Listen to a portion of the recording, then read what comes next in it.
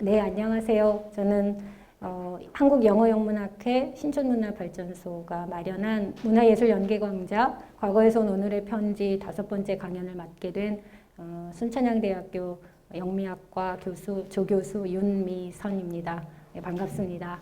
네, 오늘 제 강연의 제목은 헨리 제임스, 여인의 초상, 그리고 타인을 살펴보기라는 부제를 붙여봤는데 이 여인의 초상은 1881년에 처음 출판이 된 작품이고, 그리고 강연 중에 말씀드리겠지만 1908년에 제임스가 개작을 아주 대대적으로 해서 사실상 두 개의 텍스트가 거의 다른 텍스트라고 볼 수도 있을 정도의 작품인데요. 우리나라에 널리 읽혔다고 보기는 좀 어려운 작품이긴 합니다만 영소설사에서 굉장히 중요한 작품입니다. 그 다음으로 우리 작가 헨리 제임스에 대해서 간단히 소개를 하겠습니다.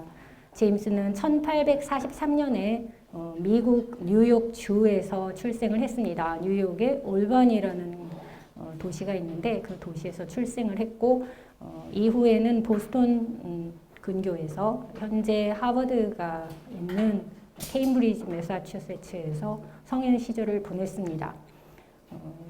유명한 분이 더욱 미국 문화에서 헨리 제임스도 중요한데 더욱 유명한 분이 그 형님이신 윌리엄 제임스시죠. 그래서 윌리엄 제임스의 동생으로 원래는 더 많이 알려지신 분이고요.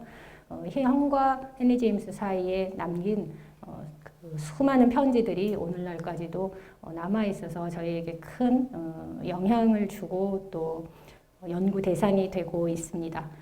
헨리 제임스는 뭘로 유명하냐면 형님과는 달리 미국을 떠나서 사실 런던에 정착해서 오랫동안 런던에서 살았습니다. 그래서 사실상 영국인처럼 살아서 헨리 제임스가 미국 문학에 속하는가 아니면 영국 문학 전통에 속해야 하는가를 가지고도 이야기가 상당히 많이 이루어졌습니다. 그런데 처음부터 런던에 바로 정착한 것은 아니고 더 어린 시절에 윌리엄 제임스와 헨리 제임스를 함께, 그의 아버지가 또 성함이 헨리 제임스신데요. 헨리 제임스가 굉장히 그 큰 부를 가진 제임스 가문의 그 자손이었어요. 이제 아버지 제임스 시절에. 그래서 이 미국이라는 곳에서 그 깊은 충분한 교육을 받을 수 없다고 생각해서 가족들을 이끌고 아이들 교육을 위해서 유럽 대륙을 전전했습니다. 파리에서도 살았고 제네바에서도 살았고 또 이제 런던에서도 살고, 그래서 어렸을 때부터 외국어에 능통한 것은 물론 미국과 대비되는 유럽의 삶에 대해서 큰 관심을 가지고, 인류 문명에서 이 대서양 사이의 차이라고 하는 것이 전통적인 유럽 그리고 새롭게 자라나는 민주주의 국가인데 물질주의 성향으로 그 기우는 미국 문명에 대해서 이제 통찰을 보여주게 됩니다. 그래서 이런 대서양 양안 상황, 영어로 이제 트랜스아틀란틱 문화에 대해서 고민을 한 소설들로 유명한데, 나이가 더 들어가면서 쓴 작품들은 이러한 사회 상황, 보통 풍속을 대상으로 하는 소설을 넘어서는 여러 문제들을 다루고 있습니다. 어쨌든 이런 배경 덕분에 파리에서 정착해서 혹시 소설을 써볼까 처음엔 이렇게 생각하고 고향을 떠났습니다. 플로베르 같은 프랑스 사실주의자들과 만나서 얘기도 해보고, 또 그때 당시에 러시아에서 망명한 툴게네프하고도 친분을 다졌는데, 아무래도 본인의 모국어가 영어다 보니까 아무리 프랑스어를 능통하게 했어도 또 여러 가지 이유상 세계의 중심은 런던이다 이런 생각을 했던 것 같습니다. 그래서 파리에서 방황하는 중에 또 로마에 가서 좀 머무르기도 했는데 런던으로 가서 나의 작가 생활을 해야겠다 이렇게 생각을 하고 1875년에 마침내 런던에 정착을 하게 되고, 여기에서 중간에 부모님이 돌아가셨을 때 미국을 잠깐 방문하긴 했지만 다시 미국으로 영국 귀국하는 일은 없이 이 상태에서 영국에서 쭉 살다가 1915년에는 1차 세계대전에서 영국이 하는 역할에 동의해서 영국인으로 귀화를 해서 그 다음에 사망을 합니다. 그래서 이런 이유 때문에 미국학에서 헨리 제임스를 미국 문학 성과로 보기도 하지만 또 많은 미국인들이 고국을 버리고 유럽으로 떠난 배신자다, 문화적 배신자다, 미국의 대중문화와 거리를 두고 있다, 이렇게 여기는 그 흐름도 상당히 강해서 오히려 영국에서 이 제임스야말로 이 현대 문명, 20세기 문명이 가지고 있는 미국적 성향의 문제점을 날카롭게 봤다 해서 영국 문학의 전통에 넣어야 되지 않느냐라고 하는 흐름이 쭉 있었습니다. 그래서 이때 처음에 정착할 때 유명했던 작품이 최초의 그 관심을 끌었던 작품이 미국인, The American이라는 작품이고 이 작품은 한국의 American이라는 제목으로 번역이 되어 있습니다. 그리고 그 다음에 The Europeans, 유럽인들이라는 작품을 썼고 제목에서 아실 수 있는 것처럼 이게 전부 미국인과 유럽인의 조우를 소재로 하고 있습니다. 그래서 이런 주제를 담고 있는 소설들을 국제주제 소설이라고 부릅니다. 단편이지만 여러분 다른 곳에서 쉽게 접할 수 있는데 데이지 밀러라고 아주 귀여운데 사실은 끝이 해피엔딩은 아니에요. 짧은데 들여다보면 굉장한 걸작인 아주 짧은 단편이 있습니다. 그래서 이 데이지 밀러가 1878년에 영국 잡지에서 출판이 됐습니다.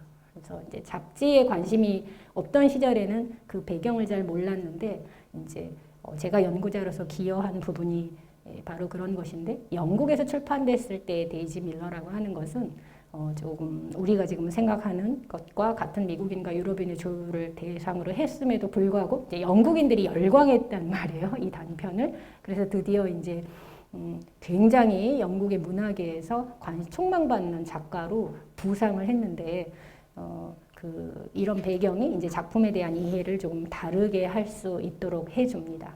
그리고 나서 사실 얼마 되지 않아 쓴 작품이 바로 오늘의 주제가 되는 여인의 초상, The Portrait of a Lady입니다. 이 여인의 초상은 사실 굉장한 걸작입니다. 그래서 데뷔는 단편은 1865년부터 벌써 쓰기 시작했지만 본격적인 소설은 여기 언급하지 않은 로데릭 허슨이라는 장편 소설을 1875년에 처음 썼는데 장편 소설을 쓴 지 6년 만에 대작을 생산하게 됐습니다. 근데 너무 상대적으로 젊을 때 성공을 해서 그런지 이제 그 이후는 사실 약간 대중들의 외면을 받습니다. 이 여인의 초상까지는 많은 그때 당시 영국 독자들이 또 미국 독자들이 관심을 가지고 앞으로 어떤 소설을 써낼지 굉장히 기대된다. 대단한 미국인 소설가다라고 생각을 했었는데 그 이후로 쓴 작품들이 영국의 노동운동에 대한 작품도 쓰고 그리고 미국의 페미니즘 운동에 대한 작품도 썼어요. 근데 지금 보면 이 둘 다 굉장히 흥미롭고 문제작인데 고민이 많아서 그런지 여인의 초상만큼 이렇게 다 앞뒤가 모두 잘 맞게 고전적으로 완성을 했다고 하기는 좀 어려운 점이 있어서 당시에 외면을 받습니다. 그게 이제 80년대 중반인데 그리고 나서는 많은 작가들이나 창작자들이 그럴 수 있는데 이제 전반적으로 좀 시들시들했다고 해야 될까요?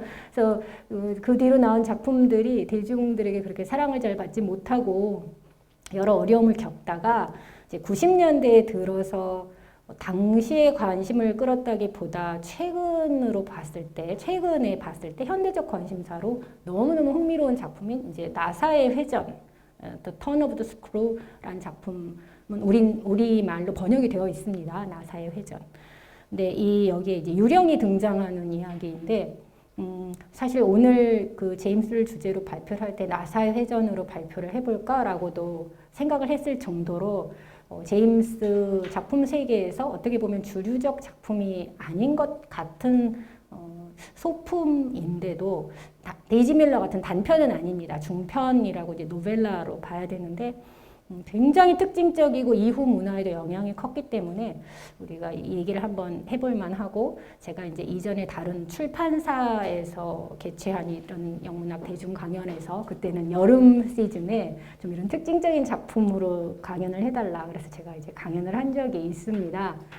여러분에게 흥미를 돋구기 위해서 제가 조금 얘기를 던지면 영화 중에 The Others라고 이 니콜 키드만, 오늘 이 여인의 초상에 영화화된 작품도 니콜 키드만이 주인공인데, 니콜 키드만이 두 아이와 함께 그 고택에 살면서 외부에서 자기들을 침입하러 오려고 하는 존재들과 이 대결하면서 그 공포를 느끼는 이런 내용을 담은 영화가 있습니다. 사실 그 영화는 그대로 나사의 회전을 영화화한 것은 아닌데, 나사의 회전에서 많은 모티브를 가지고 왔고, 그 마지막에 반전 이 부분도 사실은 나사의 회전이 가지고 있는 어떤 반전과 충격과 연결이 됩니다.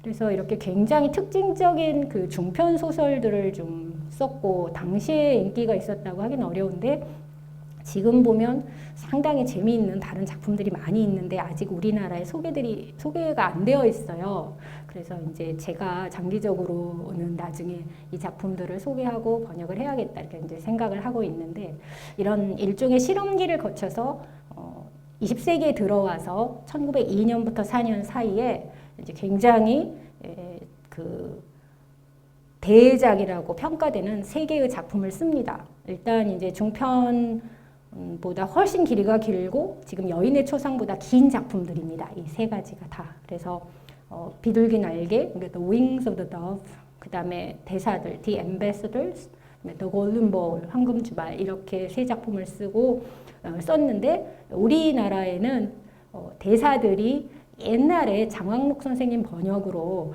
문학전집에 있다가 이제 절판이 됐었는데, 최근에 작년인 것 같아요. 재작년이었던 것 같기도 하고, 제가 코로나 상황 속에서 지금 올해는 작년 재작년 좀 헷갈리는데 번역판이 나왔습니다. 그래서 대사들은 여러분이 어떤 작품인지 구경을 해보실 수 있습니다. 근데 이제 여인의 초상과는 굉장히 다른 작품이에요. 그래서 이 말년 작품들은 본인이 세웠던 사실주의 자체를 어떻게 보면 완전히 뒤집는 것 같기도 하는 그런 면이 있어서 이후에 나오는 그 모더니즘 작품들과 연결이 된다고 해서 이 소설들이 정말 제임스의 핵심적 작품이다 이렇게 보는 사람들이 있고, 그런데 이 뒤로 이 작품들은 사람의 심리를 다루기도 하면서도 뭔가 더 문제적이 됐지, 초창기 여인의 초상에서 보여줬던 그런 어떤 그 걸작을 꿰뚫어 보는, 세상을 꿰뚫어 보는 그런 정도의 그 어떤 성취를 이루지 못했다. 그래서 이 후기작을 그렇게 좋아하지 않는 비평의 흐름이 있고, 이렇게 크게 이제 제임스 학자들은 두 파가 있습니다. 그래서 여인의 초상이 최고다 역시 이렇게 보는 흐름이 있고, 여인의 초상 정말 걸작이지만 마지막에 이룬 성취는 그 무엇에 비할 수 없다 이렇게 보는 이제 흐름들이 있습니다. 아직까지도 대사들의 의미도 잘 우리 독자들 사이에서는 많이 알려져 있지 않고 후기가 잘 안 알려져 있기 때문에 이 의미를 또 해석하고 우리 문화와 관련해서 소개를 하고 이게 이제 저에게 과제로 남겨져 있는 일이라고 생각이 듭니다. 저뿐만 아니라 이제 제임스에 관심을 가지고 더 연구를 하시는 분들에게 남겨진 과제라고 생각이 듭니다. 여인의 초상이 가진 그 특별한 위치에 대해서 여러분들에게 그 설명이 됐을 것으로 생각합니다. 마지막으로 보태고 싶은 이 작가에 대한 이야기는 아까도 미리 말씀을 드렸지만 1907년에서 1909년 사이에 자신이 썼던 작품들을 대부분 몇 작품 중요한 거를 누락시켜서 이제 왜 뺐을까라고 의문이 드는데, 대부분을 전부 개작을 했어요. 심지어 비둘기 날개 대사들 황금주발은 몇 년 전에 썼음에도 불구하고 대대적인 개작을 해서 이걸 총서로 더 뉴욕 에디션이라고 해가지고 출판을 했습니다. 그러니까 스스로의 작품을 개정했다라는 것 자체가 이제 굉장한 의미가 있고, 아까 미국인 뭐 데이지 밀러 이런 것들도 사실은 우리말로도 읽어볼 때 원래 초판을 그 저본으로 삼았는지 아니면 뉴욕 에디션을 저본으로 삼았는지 이걸 항상 따져봐야 됩니다. 근데 이제 이 사실 자체가 그렇게 널리 대중에게 알려지지 않아서 우리는 보통 이제 펭귄판으로 돌아다니는 것들을 옮기기가 쉽잖아요. 근데 초판이 잊혀졌었죠. 왜냐면 뉴욕 에디션이 본인이 그 출판한 최종판이라고 사람들이 생각을 했기 때문에 대부분 뉴욕 에디션이 돌아다녔어요. 그런데도 이제 학자들이 자기들 선호에 따라 선택을 했기 때문에 엉뚱하게 데이지 밀러 같은 경우는 펭귄판이 초판이에요. 그러니까 이걸 이제 자세히 들여다보지 않고 그냥 보면 데이지 밀러는 초판은 조금 더 단순한 면이 있는데 이걸 알고 있다가 여인의 초상은 뉴욕 에디션으로 읽으면 상당히 큰 갭이 있거든요. 근데 이제 초판으로 봤을 때는 연속성이 있는데 훨씬 더 사람의 심리가 복잡해집니다. 뉴욕 에디션에서는. 이제 우리나라에 지금 여인의 초상은 번역본이 2번역본 이상의 옛날부터 번역본이 있긴 하지만 현재 출판이 되어서 절판되지 않고 존재하는 주요 문학 출판사에서 나온 번역본이죠. 믿을 만한 번역본으로는 2판이 있습니다. 그런데 이제 이따가 제가 인용은 창작업 비평에서 나온 한 여인의 초상이란 제목으로 번역한 판본을 제가 더 최근 판본이기도 하고 이제 몇 가지 이유에서 참조를 하는데 그 판의 경우에도 뉴욕 에디션을 이제 저본으로 삼았습니다. 그런데 이게 저같이 잡지 최초에 출판된 것을 중요시하고 그리고 이제 처음에 출판된 작품이 다른 것을 비교하는 입장에서는 초판을 상당히 존중을 많이 하는데 최근에 케임브리지 에디션이라고 그래서 이제 초판을 전부 전집으로 내는 작업이 이루어지고 있습니다. 그러니까 영국, 미국에서도 원래 뉴욕 에디션만 주로 읽었었는데 최근이라고 하는 것이 뭐 벌써 30년 이렇게 된 거지만 초판의 중요성을 부각을 했고 이제 이걸 대중화하기 위해서 지금 이제 출판이 이루어지고 있는 겁니다. 아직 한참 출판이 되고 있습니다. The Portrait of a Lady는 출판이 됐습니다. 이제 아직 안 된 작품들도 있는데, 그래서 이런 이제 특징이 있고, 제임스 자신은 아까 말씀드린 것처럼 1915년에 기화를 했고, 그 다음에 사망하게 됩니다. 더 재밌는 이야기를 하나 전개적인 사실을 덧붙이자면, 제임스는 이제 마지막에 직접 본인이 손으로 매뉴스크립트를 쓰지 않고 비서를 고용해서 자기는 말로 읽고 이거를 받아 쓰도록 시켰는데 이게 이제 최근에 제가 테크놀로지, 미디어 쪽으로 관심을 가지게 된 사실 어떤 하나의 계기도 되는데 이제 여성 타자 수가 타이핑을 했는데 사실 이 타자기라는 것이 20세기 전환기의 영화, 그다음에 타자기 녹음기가 발전된 것이 사실 이제 우리가 이런 기록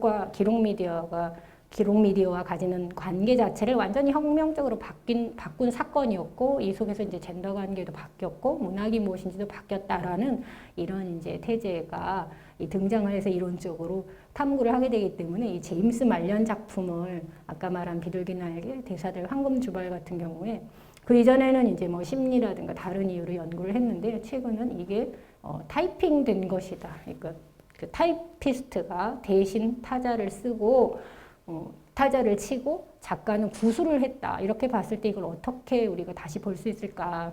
이런 문제들이 이제 최근의 관심사입니다. 그래서 이 후반은 이 제임스가 이 타이피스트를 통해서 작품을 쓰게 했다는 거. 드라큘라가 사실은 제가 또 다른 강연을 한다면 드라큘라 주제로도 해보고 싶은데 그게 이제 타이피스트가 타이핑을 한 내용인데 영화로 드라큘라를 봤을 때는 모르는 내용이죠. 그래서 이제 그 비슷한 시절에 쭉 작품 연결이 됩니다. 그래서 더구나 또 타이피스트가 나중까지 남아서 꿈에 이제 제임스가 나타나서 어떤 얘기를 하고 이런 경험들이 있어요. 그래서 이 기계로 쓴다는 게 자동으로 어디선가 영감을 받아서 누군가 불러주는 얘기를 꼭 쓰는, 그러니까 사후의 세계에서도 누군가가 메시지를 전해주면 이거를 전해주는 거. 그러니까 미디어라는 게 기술인데 굉장히 환상적인 요소와 함께 했었던 거죠. 이제 이런 부분들이 또 제가 오늘 얘기할 얘기하고는 약간 다른 방향의 관심사라서 이 제임스라는 작가를 두고는 얘기할 수 있는 게 정말 너무 많고 너무 재미가 있습니다. 그래서 오늘 제가 얘기하는 부분은 굉장히 이제 제한된 부분인데 한국 독자들에게 여인의 초상이 작품으로 이제 소설 작품으로 여기 접하신 분들께서 와 계실 것으로 생각하지만 흔히는 우리 이제 제인 캠피언이 영화화한 작품으로들 접하시기 때문에 이제 거기서 어떻게 보면 빚어진 오해, 그 다음에 요새 우리가 이제 문학 소설이 가져다주는 것이 이제 공감 능력이다라고 생각하는 부분에 대한 어떤 이 작품의 도전 같은 부분이 있어서 이제 그 부분에 대해서 오늘은 그 부분에 초점을 맞춰서 강연을 준비했습니다. 이미 제임스가 굉장히 주목을 받는 영문학에서 중요한 위치를 차지한 작가라는 것을 제가 이제 전한 것 같지만 흔히 쉽게 이제 어느 정도 중요한가라고 얘기를 한다면 보통 20세기 비평사, 영문학사 자체도 굉장히 긴 역사가 있지만 이제 20세기 후반에는 여러 가지 프랑스 이론 영향을 받고 복잡해졌지만 그 이전에 보다 전통적인 영국의 영문학 비평가들 중에서 이제 케임브리지에서 가르쳤던 F.R. 리비스라는 이 학자가 굉장히 중요한 분이고 한국에서는 창작과 비평을 창간하신 백낙청 선생님께 직접 백낙청 비평가라고 해야 되겠죠. 백낙청 비평가에게 직접 영향을 끼친 비평가입니다.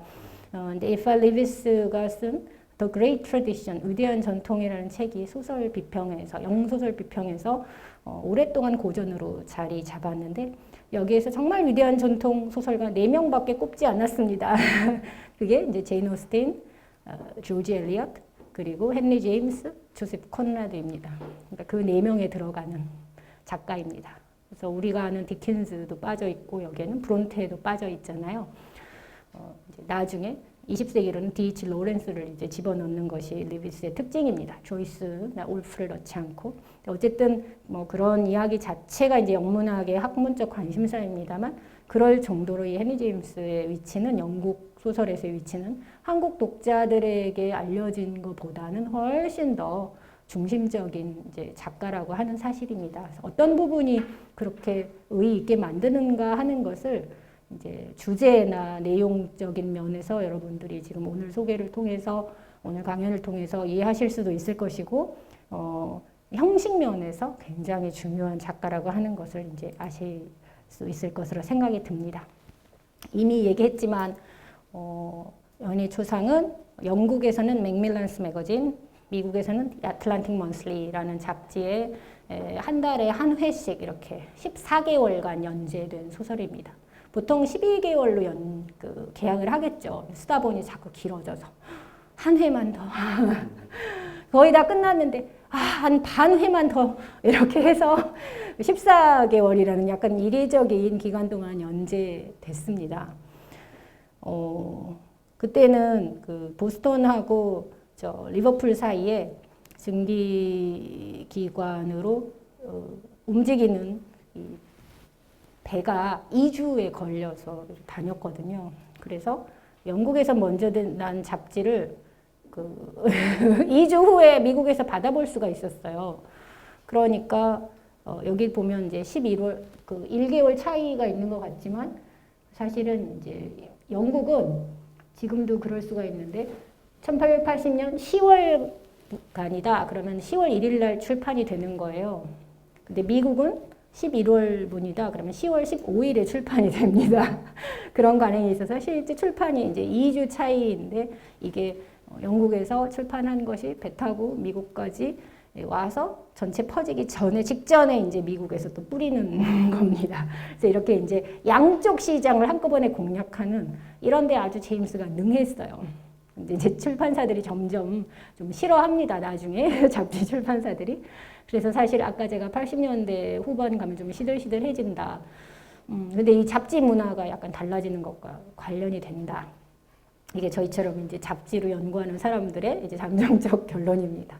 어쨌든 이렇게 이제 잡지로 연재됐다는 점이 굉장히 흥미로운 점이 있는데 이따가 다시 이제 소설의 결론과 해서 연결지어서 말씀을 드리겠습니다. 이제 소설 내용과 관련이 되는데 이렇게 출판이 돼서 연재가 된 후에 이제 그때의 관행입니다. 이 작품만 이런 것이 아니라 중요한 것은 우리가 알고 있는 대부분의 19세기 소설들은 사실은 연재가 됐었습니다.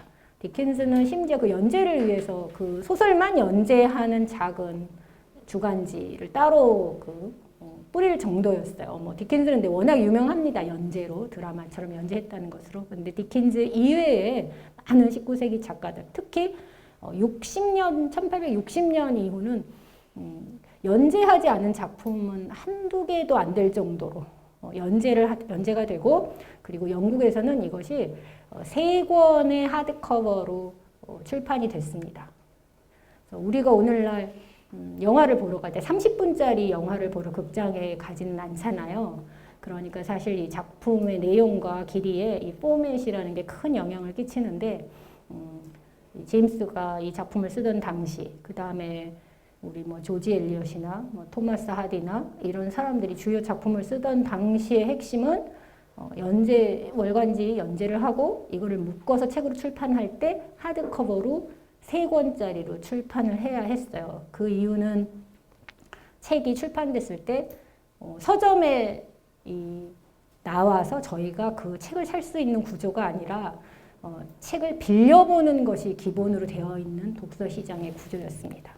그래서 서큘레이팅 라이브러리라고 불리는데, 이제 그 얘기대로 하면은 서큘레이팅 라이브러리, 그러니까 도서 대여점으로 옮겨야 됩니다. 그래서 도서 대여점에서 1년 구독료를 내고 책들을 빌려보는 것이었는데, 19세기 영국 소설의 포맷은 긴 소설, 그러니까 긴데 막 1000페이지에도 이릅니다. 지금 이 소설은 500페이지, 펭귄판 기준으로 500페이지 정도인데, 긴 소설이 유행한 이유는 이렇게 3권으로 출판이 됐어야 했기 때문입니다.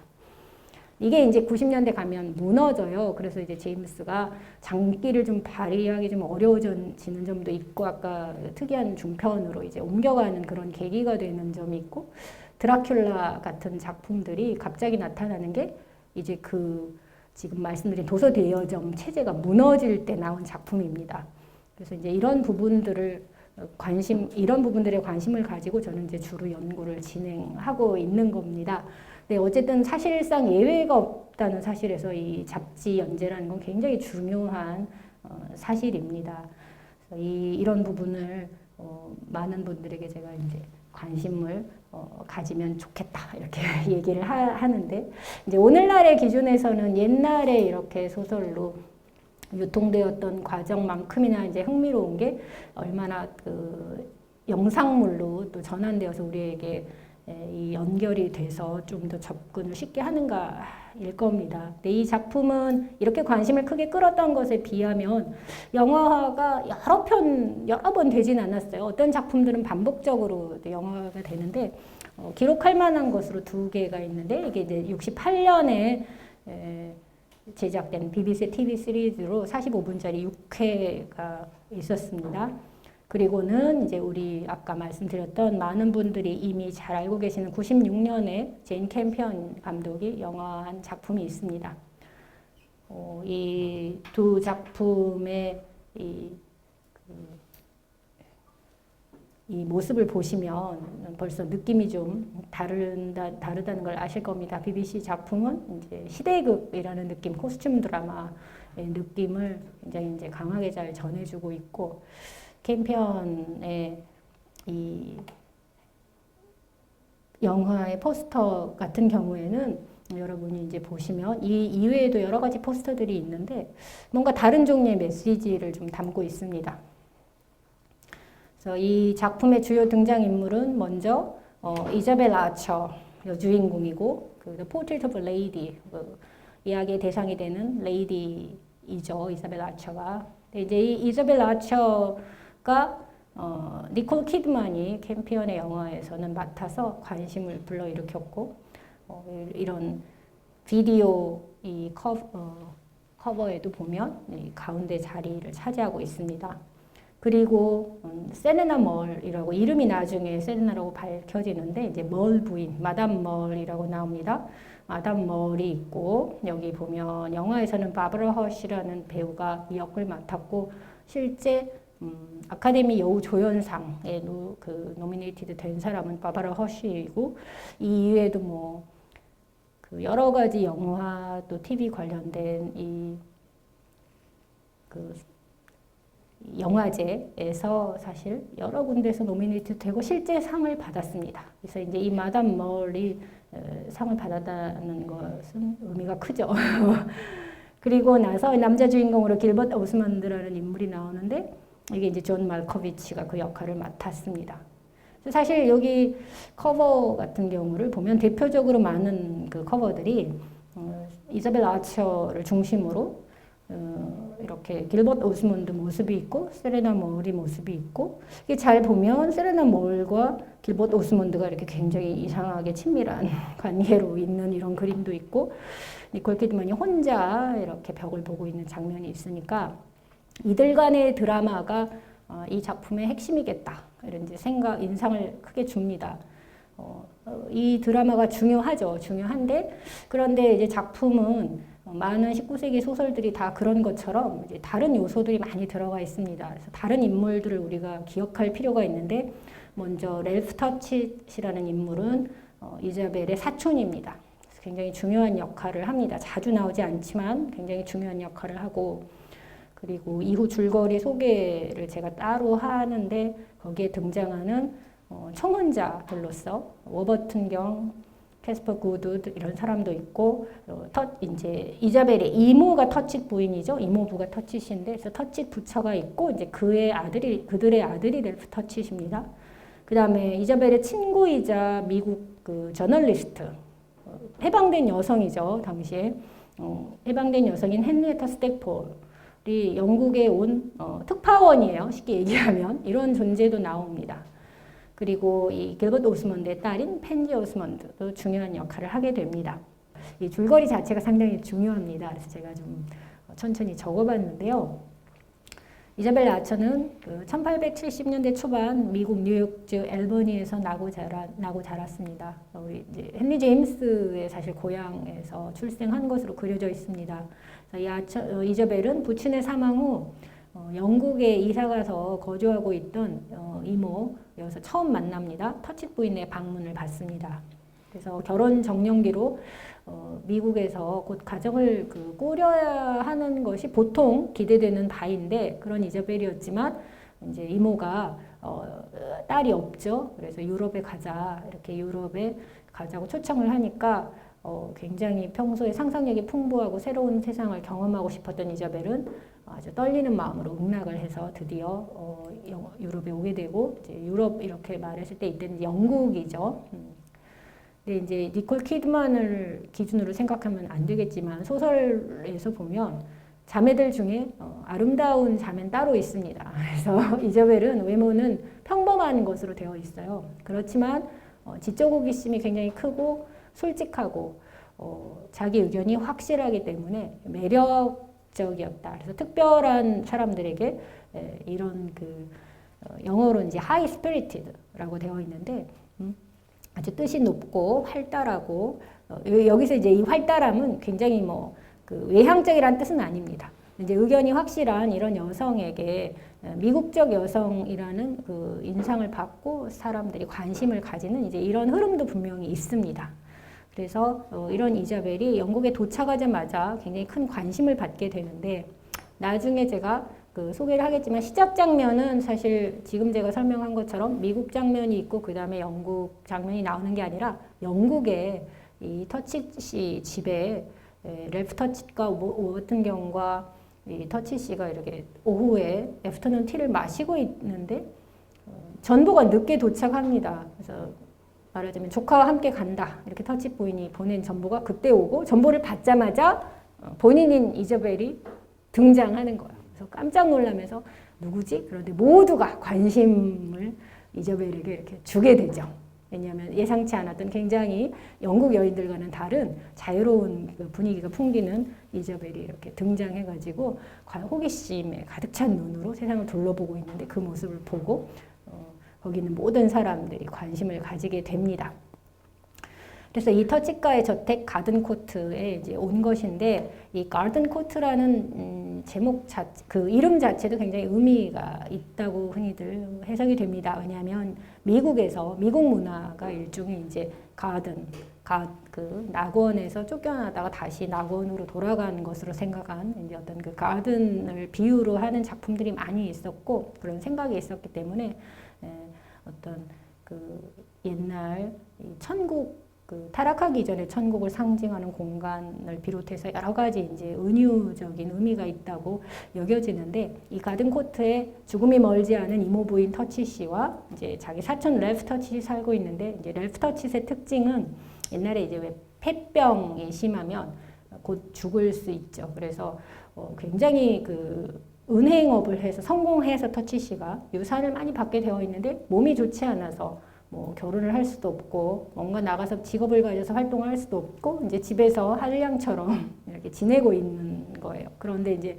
아주 흥미진진한 인물인 사촌 이저벨이 도착한 겁니다. 그래서 어떤 그 느낌을 랄프 터치시 가지게 될지, 아까 우리 트레일러 보면 잠시 이렇게 나오는데 뺨 맞는 장면이 나오죠, 랄프 터치시. 그래서 이자벨과의 사이에서 어떤 관계가 될지 이제 관심을 자아냅니다. 네, 랄프의 친구로서 이 워버튼 경은 영국의 아주 전통적인 귀족의 아주 호남입니다. 호남이고 정말 멋진 귀족이죠. 첫눈에 이저벨을 흠모하게 되고 결국 청혼을 합니다.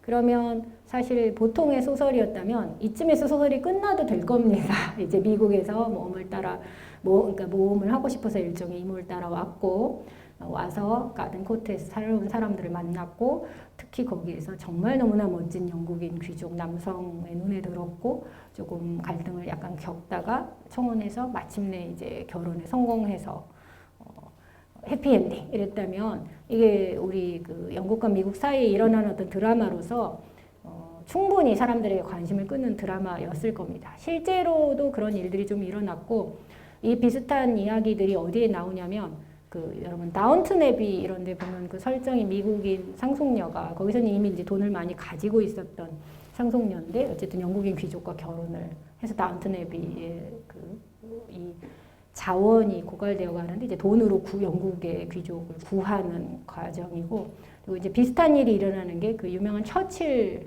수상의 어머니도 미국인 여성입니다. 그래서 없었던 일이 아니거든요. 그러니까 그렇게 끝났다면은 이제 간단한데, 우리 독특한 정신세계, 그러니까 굉장히 자유롭고 혼자의 힘으로 서고자 하고 세상을 탐험하고자 하는 이저벨의 정신세계에서는 영국에 와서 귀부인이 된다는 것이 잘 맞지 않습니다. 워버튼 경에 누이들이 있는데 이제 이 누이들을 보게 되면 굉장히 순종적이고, 나름 아무리 대접을 받고 레이디로 산다고 해도 갇힌 어떤 거기 보면 이제 테니슨의 시를 비유해서 표현을 하는데, 해자가 있는 성에 갇힌 공주님, 그런 느낌을 이자벨이 받습니다. 그러니까 워버튼 경의 청혼을 도저히 이자벨의 성격에서는 사실 받아들이기 좀 어려운 건데, 이제 거절하고 나니까 누가 이해를 못하죠. 유럽으로 데리고 온 이모에겐 사실은 젊고 아주 활기찬 조카, 여자 조카가 있어서 이 사교계에 가서 다니면 관심을 크게 끌죠. 그러니까 이제 그런 용도로 어떻게 보면은 조카를 유럽에 오게 했는데, 사실 최고의 목표일 수 있는데 이제 워버튼 경과 결혼을 하게 되면 너무나 쉽게 목표에 지금 이르렀는데 거절을 했다라는 것 때문에 굉장히 놀랍니다. 그런데 이 이모도 사실은 보통 사람은 아닌 것이, 이모부와 함께 잘 살고 있는 게 아니라 랄프 아들이 아프고 이렇게 함에도 본인은 이미 굉장히 독립적에서 이탈리아에 가서 따로 살고 있었어요. 영국 집에는 간혹 들르는 사람입니다. 그래서 스스로도 굉장히 독립적인 삶을 살고 있기 때문에 이저벨에게도 꼭 그렇게 결혼을 해야지라고 압박을 넣기보다는 굉장히 약간 시니컬한 태도로 넌 다음에 어떤 걸 기대하고 있길래 이런 정도를 거절하니 궁금하구나. 어쩌려고 그러는 건지 기대된다. 이제 이런 태도를 가지고 있습니다. 그런데 이제 이거 영국의 구원자를 거절한 것만 있는 게 아니라 미국에서부터 이자벨을 흠모하고 사실상 프로포즈를 해서 이제 결혼을 거의 기대하고 있던 남자가 있어요. 그래서 그 사람이 이제 캐스퍼 고드우드라는 사람인데, 워버튼 경이 영국인의 어쨌든 정말 멋있는 정치, 나중에 이제 정치를 하게 되는데 이 정치가로서 정말 멋있는 영국 신사를 보여준다면, 모습을 보여준다면 이 캐스퍼 구드는 굉장히 근육질이고 미국의 도전적이고 비즈니스를 하는 아주 실용주의적이면서도 힘찬 이제 그런 남성 모습을 하고 있어요. 그래서 턱이 이렇게 이제 네모였다 뭐 이런 표현이 있거든요. 그런데 이제 이자벨이 그리고 전혀 싫어했다고 보기는 조금 어려운 장면이 있습니다. 미국에서 있었을 때 이제 관심을 가지고 있었어요. 그런데 뭐 결혼해야 될 나이에 이제 유럽에 온 거였는데 그러니까 고두드가 이제 쫓아온 거죠. 나하고 결혼을 해야 너는 맞다. 그리고 그 저널리스트인 미국 친구도 너는 미국인이다. 영국에 와서 뭐 하는 거냐. 구경하고 결혼은 고두드랑 해야지. 캐스퍼랑 해야지. 이제 이런 식의 정서들이 있습니다. 그래서 이제 우리가 추측을 해보면 당시에 미국 독자 있었고 영국 독자 있었으면 독자들의 의견이 분분했을 것 같아요. 잡지에서 이제 읽어서 가만히 있어봐. 워버튼하고 해야 되는 거 아니야 원래 결혼은? 아니야 미국인이잖아. 미국인하고 해야지. 아니야 로맨스로 생각했을 때 워버튼이랑 잘 돼야 이게 영국 미국의 관계도 좋아지고 이게 아니야 이야기의 정석은 이제 이랬을 것으로 기대가 돼요. 이런 것들이 이제 잡지 연재였다는 걸 생각해 보면 훨씬 더 좀 드라마틱하게 다가오는데 근데 이제 구두드의 청혼도 거절을 하게 됩니다. 근데 이제 구두드는 결혼해야지 너는 나랑 이렇게 굉장히 압력을 넣는 좀 이렇게 가까이에서 육체적으로 가까이 오면 그 위협 어떻게 보면 매력일 수도 있는데 위협감도 좀 주는 그런 존재인 걸로 좀 그려집니다. 그래서 이제 둘 다 거절을 했으니 이제 어떻게 될까?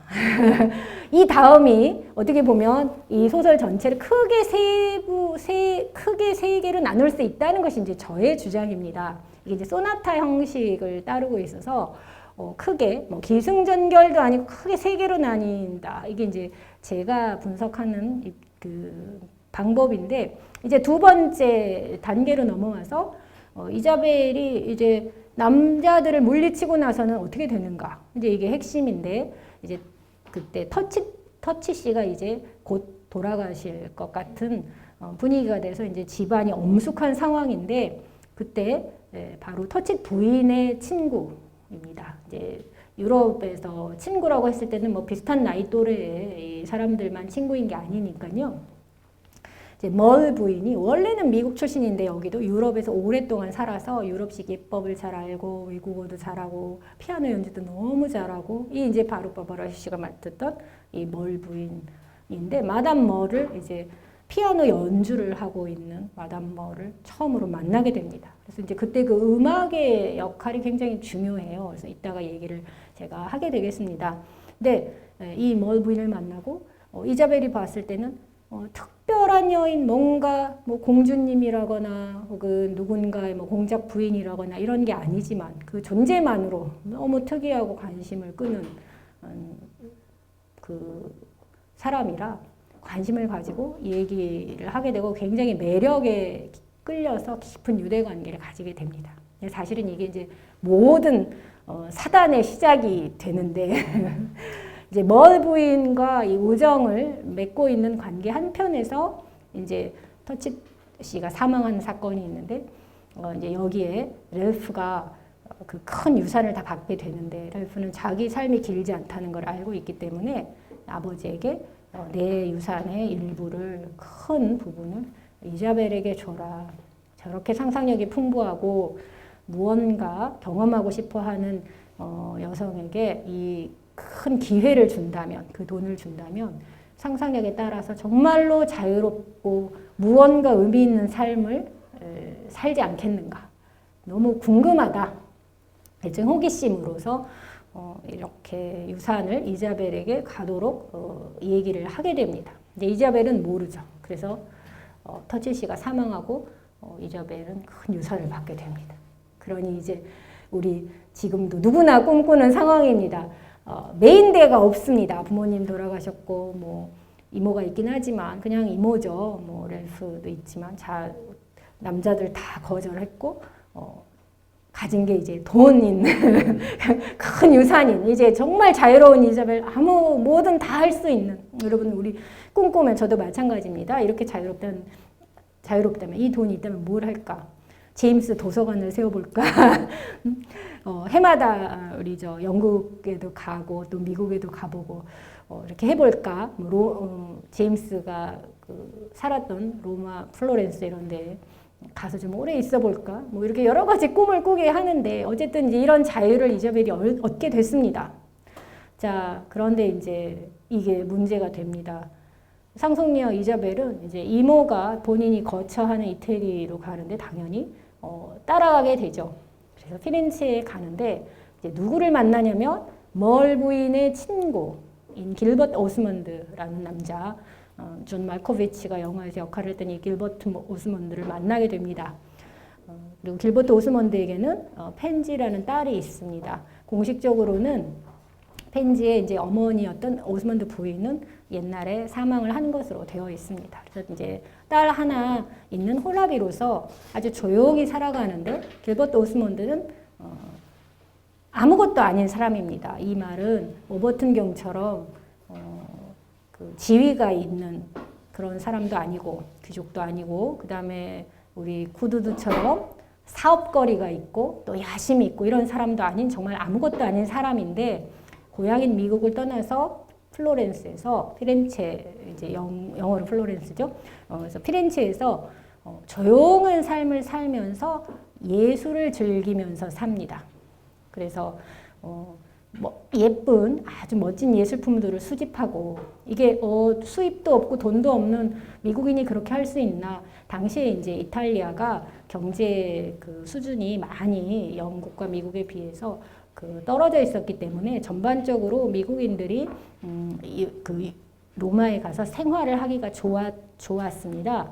그래서 이탈리아에서 이제 옛 저택을 빌려서 옛 미술품들을 모으고 그리고 또 다른 그 멋진 그 저택이라든가 또 버려진 그 로마 유적지 같은 곳도 가서 살펴보고 자기도 그림도 그리고 이렇게 하면서 이제 삶을 사는 게 가능했던 겁니다. 그다음에 이제 파티도 조용하게 예술을 즐기는 사람들도 와서 그 망명자로서 살고 있는 예술가들과 함께 이제 어울려서 살고 있었어요. 실제로 이런 존재들이 이제 제임스 주변에 많이 있었고 아까 제가 말씀드렸던 것처럼 제임스 자신도 로마에 가서 약간 사실 그런 존재로 이렇게 살고 있었던 거죠. 소설 습작을 하기는 했지만 고향에 그리고 돌아갈 수 있었지만 어쨌든 이탈리아에 정착해서 이 아름다운 과거가 더 위대한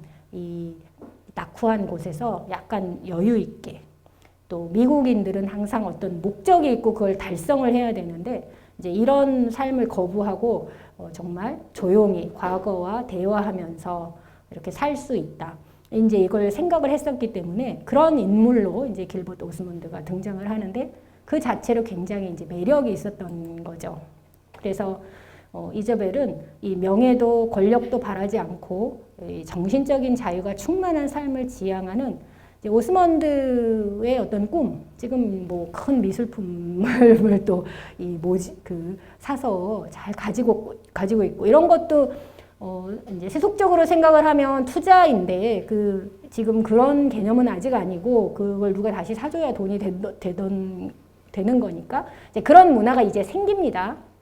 이제 생기는데 아직 이때는 생기기 직전이에요, 미국에서. 그래서 실제로 이제 제임스가 알던 다른 그 보스턴의 이 유지들이 이제 작품들을 모아서 또 미국으로 실어가고 이런 일이 있었고 다른 작품들에도 이제 그런 상황들이 많이 나오거든요. 그래서 예술 작품이 여기서 굉장히 이제 중요한 역할을 하게 되는데 실제로 이제 오스먼드 같은 경우에 미국인으로서 이제 그런 삶을 그 큰 돈이 없이도 누릴 수 있었는데 바로 이런 오스먼드에게 어떻게 보면 돈을 이제 건네주는 거죠. 그때 당시에는 여성이 유산을 받으면 이게 이제 자기 소유로 쭉 가지고 있을 수 있는 게 아니라 이제 남편에게 귀속이 되는 때였기 때문에 이제 이 경우도 미국인이라고 했을 때 완전히 그렇게 되는가 뭐 이런 부분은 이제 좀 따져봐야 되는데 어쨌든 결혼을 해서 자신의 재원을 오스먼드가 자유롭게 쓸 수 있도록 하는 것 이것이 자신의 꿈을 실현할 수 있는 방법이라고 생각을 했었던 것 같아요. 지금 이제 이런 말 자체를 그 이자벨이 의식 속에서 하고 있지는 않습니다. 그런데 이제 거저받은 거잖아요. 그래서 거저받은 돈을 어떻게 그 의미 있게 쓰는가라는 문제가 소설 내에 사실은 계속 남아 있습니다. 그래서 어쨌든 재력을 의미 있게 쓰는 방법이라고 이제 판단한 것으로 보인 이자벨이 당연히 주위에서 이제 반대하죠. 아까 그 뺨을 맞는 장면이 렐프가 그 딜레턴트, 그러니까 아무것도 하는 게 없고 이제 아마추어적으로 아무 일도 하지 않고 존재하는 오스먼드 같은 사람에게 결혼하려고 그 많은 말하자면 청혼자, 멋진 청혼자들 다 물리치고 그 재산으로 그 일을 하려고 하는가, 이제 이렇게 그 이자벨에게 사실 이제 일종의 항의를 했습니다. 그러다 이제 뺨을 맞았는데 결론적으로 이제 결혼을 합니다. 이자벨과 오스먼드가. 자, 그러면 이 한국 드라마에서도 이제 벌어질 만한 사정인데 오스먼드가 어떻게 했을지 우리 이제 영화 보신 분들은 처리한 방법을 알겠지만 소설은 여기 보면 이제 여기 그 시간이 이렇게 점프가 일어나서 중간 부분이 없습니다. 이제 결혼식을 하는 것 같은 이 인상을 주고 3년의 시간이 흘러서 다음 이제 마지막 우리 소나타식으로 했을 때 세 부분을 나눌 수 있다면 마지막 반복 부분에 이런 상황이 벌어지는데 이제 이자벨이 등장하는데 불행한 결혼 생활을 하고 있다는 것이 그냥 바로 보여집니다. 중간 과정은 표현되고 있지 않아요. 근데 이제 이자벨이 자기가 도대체 뭘 잘못해서 이런 상황에 처했나를 이렇게 깊게 반성을 하는 소설의 42장이 이제 유명합니다. 그래서 그 부분 다음에 이제 조금 이어서 제가 설명을 하게 될 텐데 이 부분에 따르면 오스먼드는 이자벨이 생각한 것처럼 이렇게 정신이 자유롭고 사회적 속박에서 해방된 사람이 사실은 아니었고 이제 이자벨이 자기 의견이 너무 강하고 순종하지 않으니까 부딪히면서 그런 이자벨의 어떤 독특한 입장, 아직 세상을 덜 경험해서 단순하게 생각할 수 있고 그런데 그런 부분이나 이런 부분에 대해서 아주 이렇게 무시하는 거죠. 무시하고 이자벨을 아주 차갑게 대합니다. 그리고 이렇게 차갑게 대한 걸 보면 이제 가서 우리가 그 앞제 누군가를 이 괴롭히는 방법이라는 게 하나만 있는 건 아닌데 폭력을 행사했다는 그런 이야기는 없습니다. 그런데 이제 사람이 차갑게 대하는 것만으로 그 사람을 옥죄일 수 있는 이제 그런 상황에 처해진 겁니다, 이자벨이. 근데 여기 이제 갈등의 요소로는 어떤 것이 등장하냐면 딸이 있잖아요. 이제 펜지가 수도원에 보내서 키웠었는데 돌아와서 이제 결혼을 할 수 있는 나이가 됩니다. 이 펜지도 10대 이제 후반이지만 그래서 이 펜지를 사랑하는 로지에라는 청년이 옛날부터 이자벨과 알고 있었던 청년인데 이제 이 청년이 자기하고 잘 되게 해달라 이렇게 이제 이자벨에게 와서 뜻을 밝혔는데 이자벨이 펜지에게 넌 어떠냐 물어보니까 펜지도 좋아하는 거예요. 그러니까 이제 이렇게 엮어주면 사실 행복하게 살 수 있을 거잖아요. 그런데 이게 오즈먼드는 불만인 게 로지에도 노바디, 별게 없는 사람인 겁니다. 그런데 이 이자벨 주변을 결혼을 했는데도 우리 오버튼경, 뭐 당연히 렐프는 친척이니까 늘 주변에 있는데 이탈리아까지도 오버튼경도 찾아오고 가스펄 구드도 찾아오고 이 사람들 뭐 유럽 여행 자주 다녔을 거니까 현실성이 있기는 한데 이자벨 주변에서 떠나지 않아요. 그래서 오버튼경이 떠나지 않고 펜지에게 관심을 보이는 느낌을 받게 되니까 이제 오즈먼드가 이자벨에게 압력을 넣습니다. 펜지를 이제 오버튼경과 결혼하도록 네가 압력을 넣으면 되지 않겠느냐. 사실 상황을 보면 이자벨 근처에 남아있기 위해서 이자벨이 결혼을 해라는 이런 식의 사인만 주면 오버튼경은 청혼을 할 그럴 분위기가 사실은 이제 연출이 됩니다. 그런데 어떻게 보면 알고 있는 건 이자벨은 로제와 펜지가 서로 사랑한다는 걸 알잖아요. 그래서 이제 이런 중에 매우 특이한 부분인데 그 부분이 어느 날 집에 돌아왔는데 멀 부인과 오즈먼드가 두 사람이 이렇게 한 사람은 서고 한 사람은 앉아 있는데 무슨 얘기를 하고 있는 게 아니라 아무 말도 하지 않고 있는데 이 두 사람이 딱 이렇게 있는 모습을 보는 순간 그 장면 자체가 뭔가 이 사람들에게 뭔가가 있구나 라는 것을 알게 됩니다.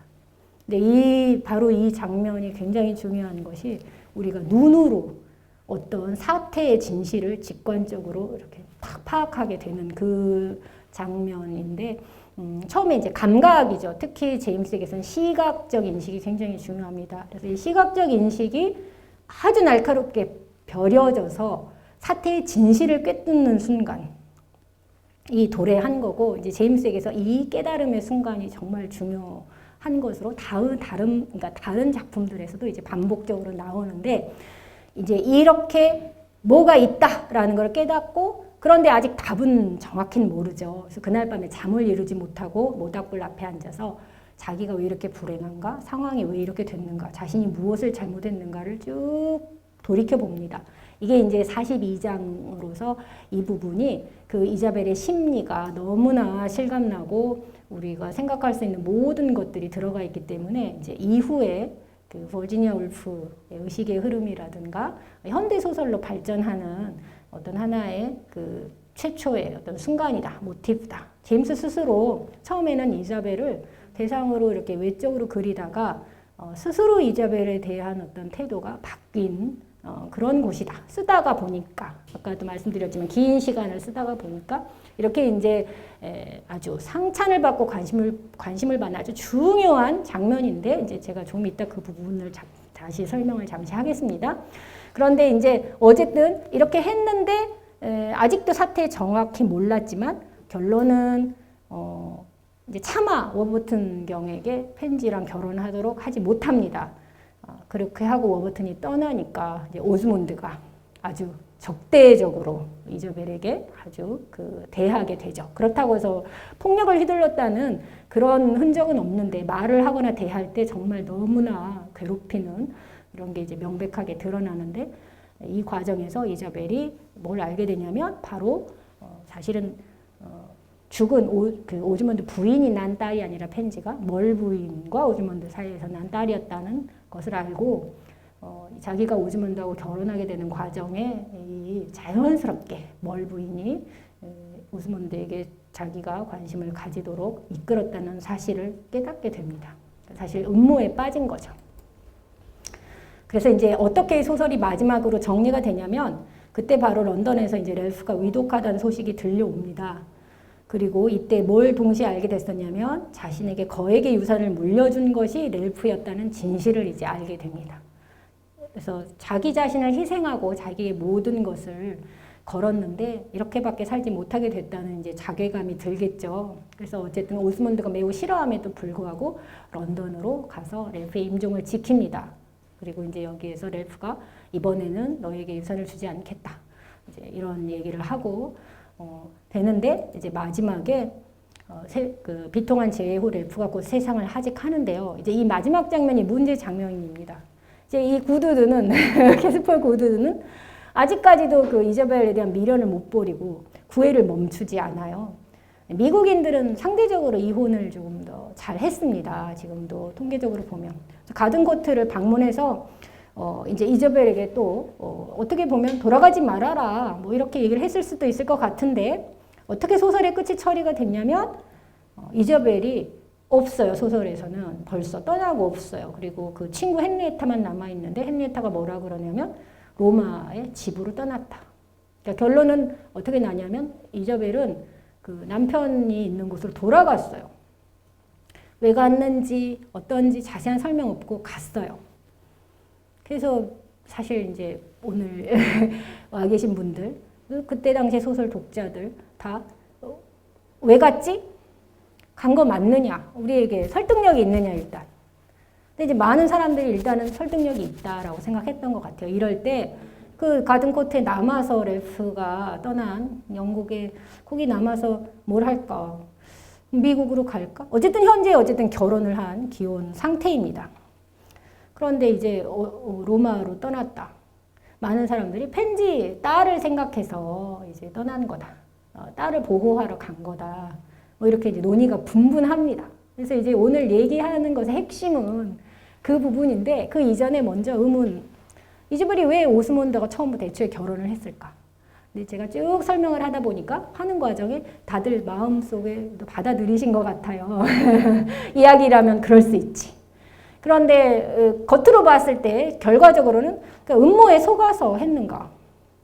근데 이걸 보면 캠피언도 그렇고 제임스도 그렇고 뭐 사실 음모에 걸린 점이 있지만 근데 우리 그렇게 얘기는 하기는 좀 어렵다. 사실은 자기 자신의 좀 속은 점이 있다. 이렇게 보이는데 이게 이제 캠피언 같은 경우에 어떻게 해석하고 있는가.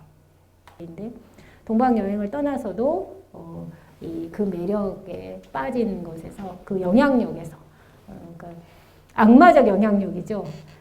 에서 벗어나지 못해서 다시 빨려 들어가듯 돌아와서 이제 결혼을 하는 걸로 처리를 한 겁니다. 근데 이게 어떤 문제의식과 캠피언의 경우에 연결이 되냐면 제인 캠피언이 이 아카데미 상을 타고 감독상을 탔죠. 여성으로서 그때 당시 몇 되지 않은 감독상을 타고 히트하게 된 작품인 더 피아노와 주제가 같습니다. 제인 캠피언의 여인의 초상은 더 피아노의 연장선상에 있습니다. 존 말코비치를 바깥에서 이미지를 가져왔던 것과 연결이 되는데 결국 이 피아노를 생각해보면 여러분들이 아실 것으로 막연히 기억하실 것으로 생각하고 이 피아노라고 하는 것이 이제 여성의 어떤 감각적인 자기 표현력 여기 말을 하지 못하는 여성이지만 피아노를 통해서 표현하는데 이제 신대륙에 가가지고 말하자면 빅토리아 시대에 복종하면서 살고 자신의 어떤 그 성애적 존재로서의 자신을 깨닫지 못하다가 여기 자유로운 이제 다른 남자 피아노를 치기를 원하는 다른 남자 하비 케텔이 맡은 역할이죠. 이 야수적인 어떤 약간 묘한 시각을 통해서 이걸 이제 깨닫는 그런 부분이 있잖아요. 근데 결국은 이 성애적 존재로서 여성이 해방이 됐나 이런 질문을 이제 영화에서 던지고 있습니다. The Portrait of a Lady에서. 그래서 19세기 여성과 20세기 여성 사이에 차이가 있나 이런 질문을 하는데 지금 이제 영상 재생에 계속 문제가 있으니까 또 이제 제가 넘어가려고 하는데 그걸 명확히 알 수 있는 게 아까 The Portrait of a Lady의 시작 장면인데 이 영화 시작이 우리 소설 시작은 티파티 장면에서 시작을 하지만 영화에서는 현대의 여성들이 전부 자기 그 경험을 얘기하는 것에서 시작이 됩니다. 그 화면을 보이기 전에 여기 이제 제가 틀진 않고 이렇게 보면 이렇게 그냥 되어 있는 상태에서 여인들이 말을 합니다. 그래서 나는 그 키스를 기억해. 아마 절대 잊지 못할 거야. 뭐 이런 얘기들을 하면서 웅성웅성 하고 이자벨 모습이 나오고 이 잔디밭 같은 곳에 그러니까 티파티가 아니라 현대 여성들이 흑백이긴 한데 흩어져 있으면서 이렇게 존재하면서 이 굉장히 관능적인 눈으로 관객을 바라보고 묘하게 어떻게 보면 자기 만족적인 표현을 하고 그러니까 표정으로 이렇게 서 있고 이런 장면으로 시작을 해요.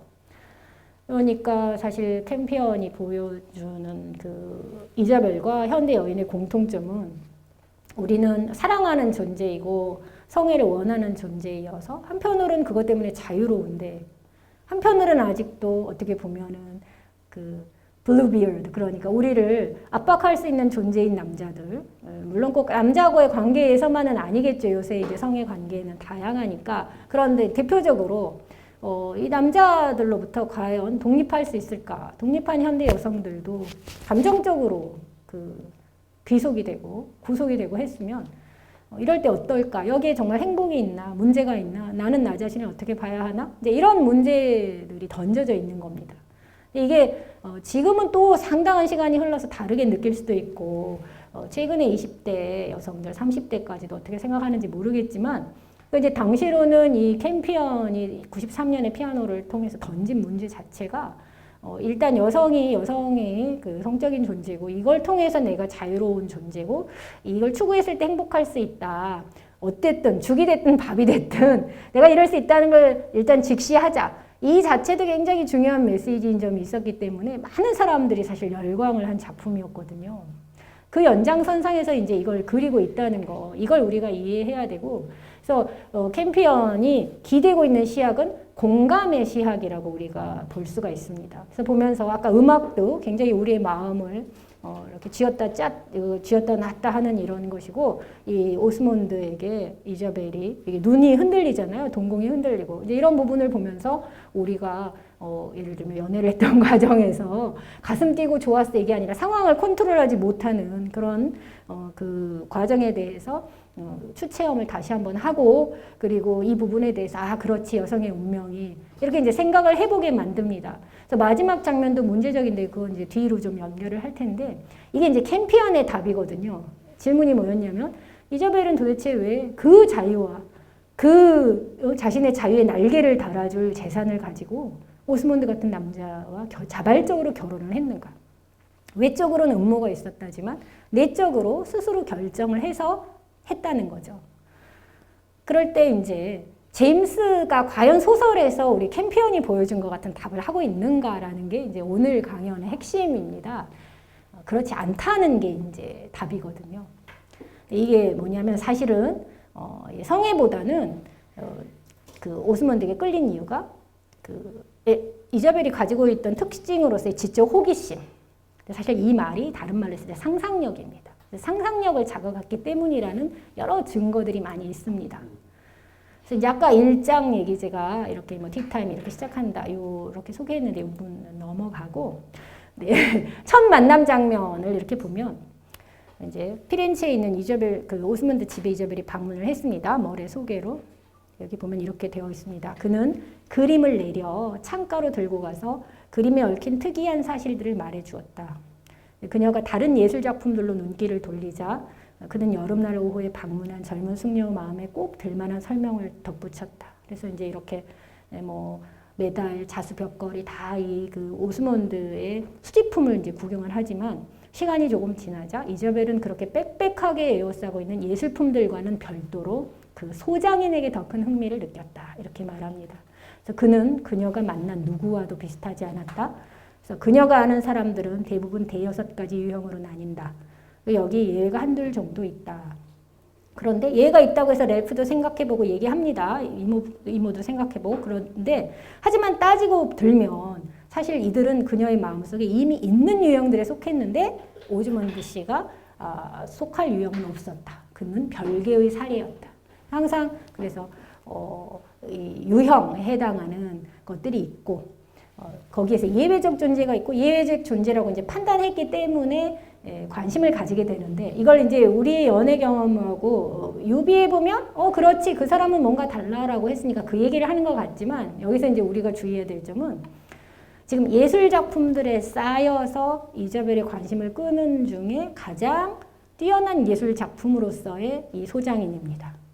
이 오스몬드 자체가 자신의 삶을 예술가로서 예술 작품으로 만들고 있는 사람이라고 하는 그런 설명들이 많이 있습니다. 그래서 이제 그게 왜 그런가를 설명을 할 텐데 좀 앞당겨서 정리를 먼저 하고 설명을 이어가자면 사실 여기서 이자벨은 탐구자인데 어떤 태도를 가지고 있냐면 예술품을 완상하는 사람. 그래서 영어로 이게 이제 appreciate 하는 사람, appreciator로 되어 있고 대상인 오스몬드는 예술품과 마찬가지인데 그런 대상 예술품 중에서도 자기 삶을 최고의 예술로서 삶을 예술 작품으로 만들고 있는 사람입니다. 그래서 이 이자벨이 오스몬드에게 가진 태도는 기본적으로 disinterestedness, 사심 없습니다. 이제 이게 다른 곳에서도 많이 표현이 됩니다. 그러니까 이렇게 좀 복잡하게 들어가면 우리가 맥락 없이 이제 영화를 보고 생각해 보는 것들과는 상당히 큰 차이가 있는 게 보여지는데 이게 이제 어떤 의미인지를 제가 그 얘기를 설명을 바로 이 자리에서 해야 되는 건데요. 여기 보면 뭐 그러니까 그녀는 공평무사하고 싶어 한다. 이게 이제 disinterested 되는 건데 그런데 이모가 아주 날카롭게 이런 평을 하거든요. 그 오스몬드가 걔 돈을 쓰게 되면 disinterested하게 과연 쓸까? 이런 얘기. 랄프는 아직 희망을 가지고 있어요. 그러니까 이 두 사람이 오스몬드한테 이자벨이 넘어갈까 말까 사실 이렇게 코멘트를 하고 있는 겁니다. 그러니까 당시에 독자들이 보면서 이 사람들 생각에 따라서 이제 판단을 해봤을 것으로 추측할 수 있는데 그녀가 인간성을 면밀하게 탐구하는데 그러니까 지금 그 대상을 예술품을 탐구하는데 자기 자신은 영향을 받지 않고 자유롭게 지내면서 이렇게 할 것이다. 상상력 있는 이자벨이. 이렇게 이제 의견이 틀려요. 근데 이 결혼을 이제 이후에 했잖아요. 근데 여기 보면 그 만나고 돌아오는 장면에서도 그녀가 어떤 이미지를 마음에 담아왔다.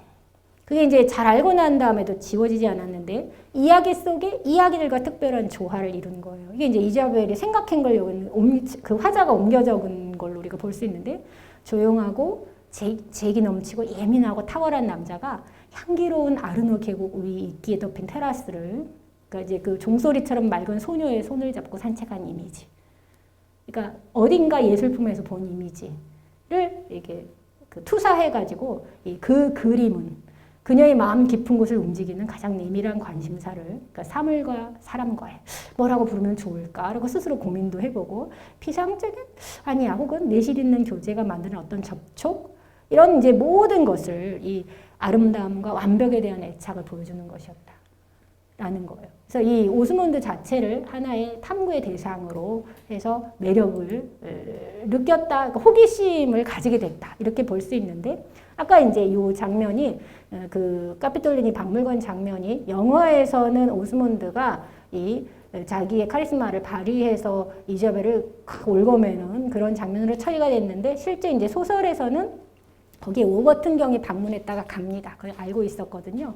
오버튼을 거절한 이자벨과 자기가 이 구의 일종의 이제 코르트십, 썸을 타는 거죠, 아직은. 그 과정에 있다는 것 자체를 굉장히 흡족해 하는 걸로 그냥 거기서는 마감이 되어 있었습니다. 그리고 아까 동방 여행을 떠나기 전에 이제 펜지를 만나달라고 부탁하니까 그때 이제 여기 뭔가가 있구나라고 느끼는데 이때 이 상상력이라는 숭고한 원칙으로 사태를 판단하고 있었다는 것을 작가가 명백하게 이렇게 씁니다. 이제 여기를 넘어갈 텐데 아까 이 사심 없음이라고 하는 것이 사실은 상상력이라고 우리가 바꿔 쓸 수 있는데 이제 이게 중요한 포인트인데요. 이 소설에서 이 제임스가 담아내고 있는 것이 뭐냐면 당시에 굉장히 그 인기 있었던 영국에서 주요한 사상으로 예술 사상이기도 하고 삶의 사상으로 유미주의가 있었습니다. 월터 페이터의 이 아래가 먼저인데요. 유미주의를 상찬한 그 일종의 출발시킨 르네상스 연구죠. Studies in the History of the Renaissance가 1873년에 나왔는데 이게 나왔을 때 굉장한 센세이션을 불러일으켰습니다. 그 이유는 바로 삶을 예술로 만들어야 된다는 거거든요. 그래서 예술 작품을 우리가 누군가가 이 예술 작품의 뜻은 이런 거야 알려주는 게 중요하고 의미가 중요한 게 아니라 우리 개개인이 감각을 통해서 이걸 다 수용하고 그 개개인이 느낀 것 그 자체가 진실이고 그러니까 다른 사람이 얘기해 줄 수 없고 그리고 내가 느끼고 바로 그런 날카로운 감각을 가지도록 우리 삶을 조정하는 것 자체가 예술이다.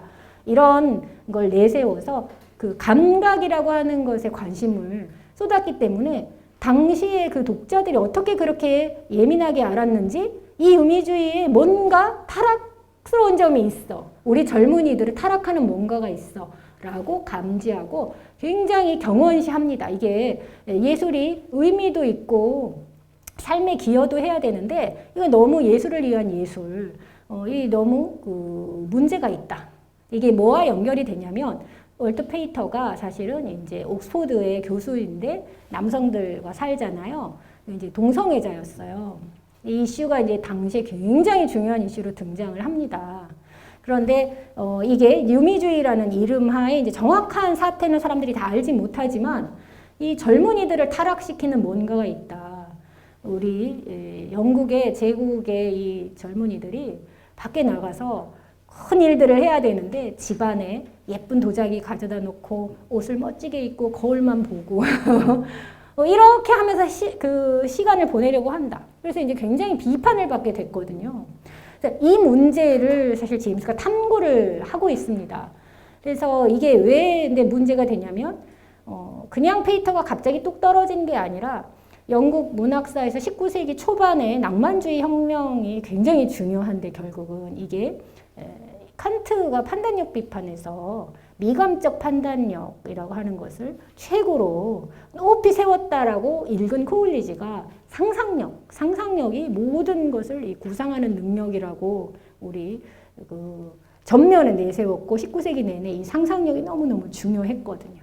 그리고 이 상상력의 특징이 바로 사심 없음이라고 우리 칸트가 얘기를 했는데 사실은 코울리지가 약간 곡해해서 칸트 자체가 한 얘기보다는 약간 본인이 원하는 식으로 상상력을 강조를 한 점이 있는데 사실 이제 독일 철학을 정확히 잘 알지 못했죠, 코올리즈. 근데 이제 월터 페이턴은 정확하게 알았던 사람입니다.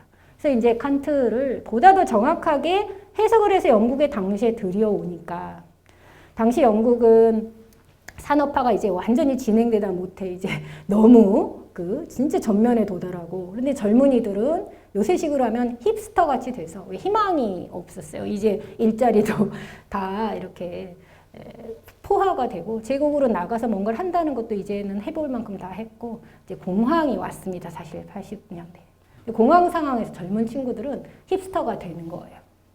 이 힙스터도 뭐와 관련이 있냐면 옛날에 옥스포드는 훨씬 더 상위 중상층까지밖에 다니지 못했는데 이 무렵에는 그거보다 낮은 계급의 학생들도 사람들도 들어가서 실제 대학생들은 훨씬 많은 사람들이 이제 배출이 됐어요. 근데 이들의 직업이라고 하는 게 이제 말하자면 지금 이제 아트, 그 다음에 새로 나온 비평지 이런 데 글 쓰고 헨리 제임스도 아버지, 할아버지 세대까지는 일을 열심히 해서 돈을 많이 벌었는데 이제 예술에 의존해서 사는 세대가 된 거잖아요. 이게 뭘까? 이제 이런 걸 고민하는 것들이 함께 여기에 이제 들어있는 겁니다. 그래서 예술로서의 삶이라고 하는 것을 페이턴은 옹호를 했는데 그렇게 살고 있는 오스몬드를 우리가 상당히 비판적으로 지금 이제 이 포트레이트 오브 레이디에 따르면 그리고 있는데 여기서 문제는 거기에만 있는 게 아니라 사실은 펜지를 좋아하는 로지에도 보면 무슨 그 펜지를 대상화하고 예술작품으로 바라보고 있고 렐프는 오스몬드 같이 차가운 애혈아는 아닌데 렐프도 아까 이자벨에게 그 유산을 남겨줄 때 궁금하다. 재산을 주면 어떻게 될까? 그 상상력을 어떻게 펼치게 될까?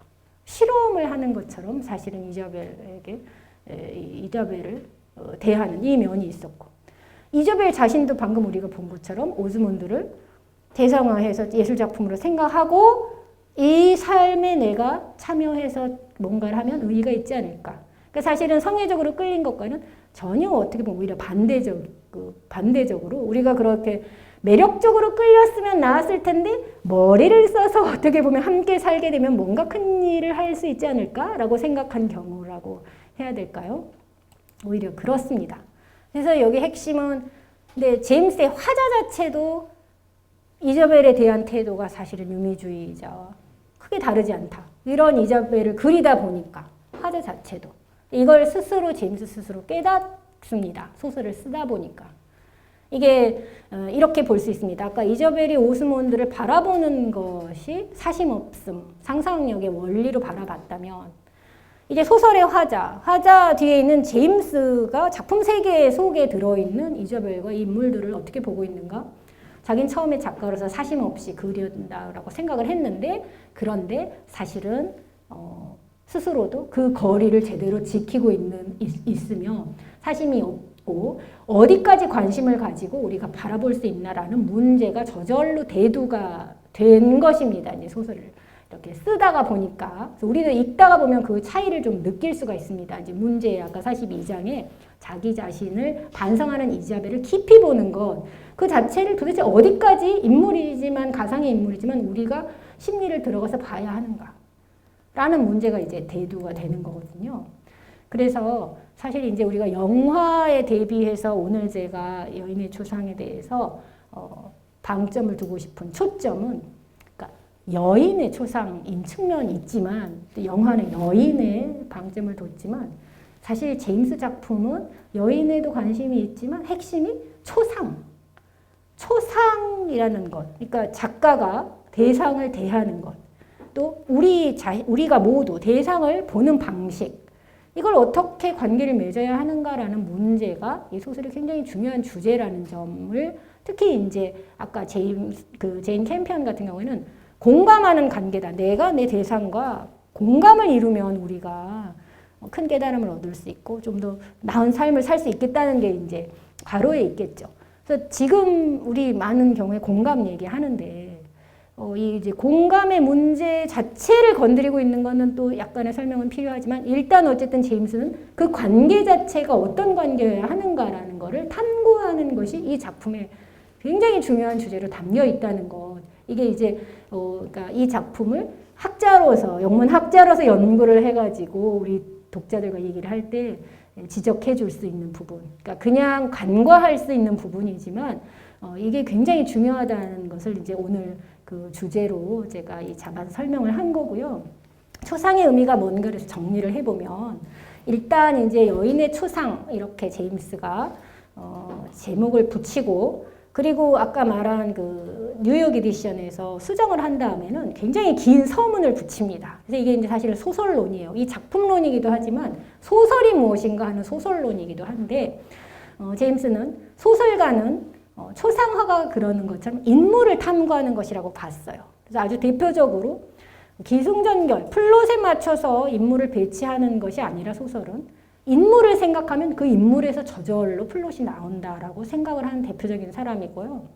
그리고 그 인물을 그릴 때 이 화자, 더구나 소설가는 이 사심없는 관찰과 관조의 결과를 그려야 된다고 했어요.